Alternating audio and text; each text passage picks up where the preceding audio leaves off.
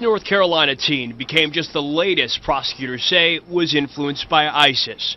According to documents, an undercover agent began talking with Justin Sullivan in early June. Over the course of several days, Sullivan discussed killing 1,000 Americans using biological weapons, saying he would coat our bullets with cyanide and then set off a gas bomb to finish off the rest. And investigators say during the conversations, Sullivan made clear to the undercover agent that Sullivan was familiar with ISIL's social media efforts to encourage followers to conduct terrorist attacks in the United States. Fresh fears that ISIS is actively recruiting terrorists right here in the United States to wage jihad right here in the United States. And today, a 17-year-old Virginia young man pleading guilty to conspiring to provide material support to the savage terror group. Mr. Amin, he used two primary ways of using the social media, and one was to try and garner financial support for ISIL. And that included directing people how to use Bitcoin and how to use Bitcoin anonymously. He also engaged in recruitment of people to try and get them to go to Syria to fight with ISIL. Assistant Director in charge of the FBI's Washington Field Office, Andy McCabe, joins us. Good evening, sir. Good evening. It's stunning he's 17. It is. It is. And is this the tip of the iceberg? I mean, that we're going to see more of this. Greta, I think this is the very beginning of the wave that we've all seen coming. It's now arriving on our shores. How and what was he doing? So Ali was prolific online. He'd established a Twitter account with over 4,000 followers. During the course of our investigation, he communicated with those followers through more than 7,000 messages. And in those messages, he was encouraging others to follow ISIS. He was encouraging others to travel to ISIS. And he actually facilitated the travel of one of his colleagues to Syria for the purpose of fighting with ISIL. Which is probably the most dangerous thing. It's not just some dumb young kid doing something really stupid. I mean, he actively took the added step to helping someone get there to achieve the goal. That's right. And as you know, Greta, that's required for prosecution. We don't investigate anyone for their use of First Amendment protected rights. It's the actions that he took along with those statements, and that was getting folks to Syria. Is he talking? He has cooperated to some degree. We're encouraged to continue interacting with him, but that's all part of our ongoing investigation.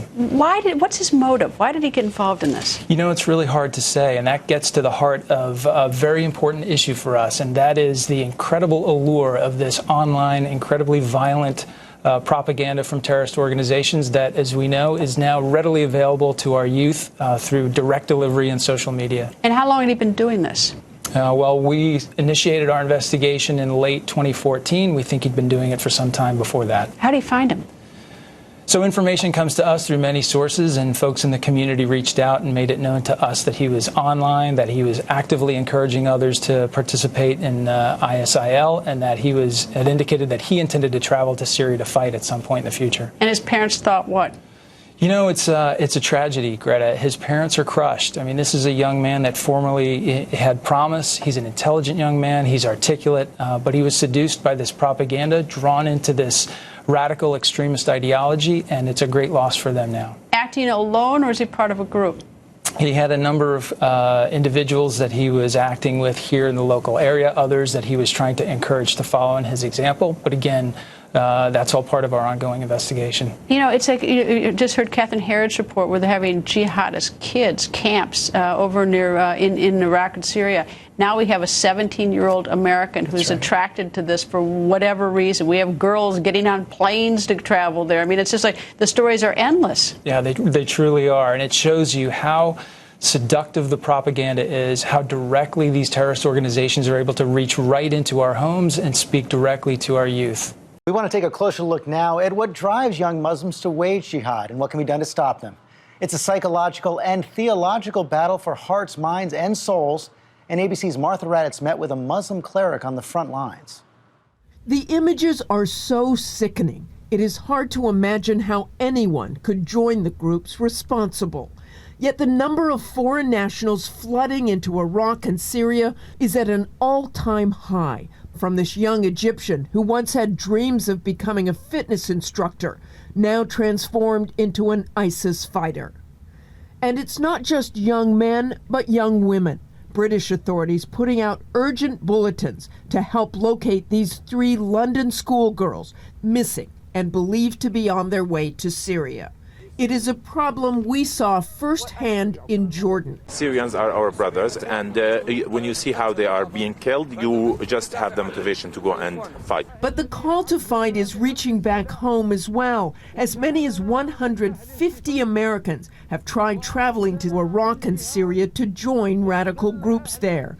Last May, Florida native Mona Mohammed Abu Salah blew himself up in Syria in an al-Qaeda-affiliated suicide mission, leaving an emotional video blasting Americans for fancy amusement parks and restaurants.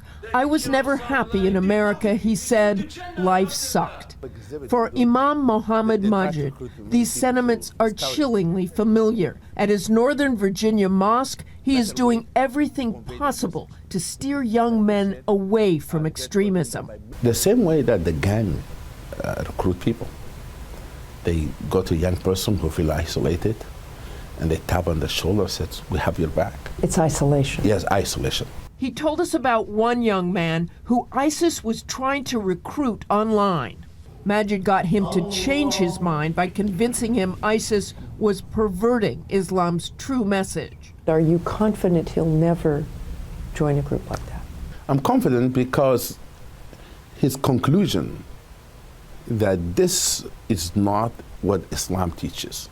Like you look at the kid in Egypt who was the bodybuilder and wanted Absolutely. to be a fitness instructor, and instead he's cutting off heads with ISIS. But if you compare America to Europe, you will see less young people join ISIS than young kids from Europe. And that's because of integration. Absolutely, because in America, American Muslim community, I think, are very connected to the larger community. Like these young men, one a member of the Boy Scouts, another a mosque youth group leader, another leading the prayers.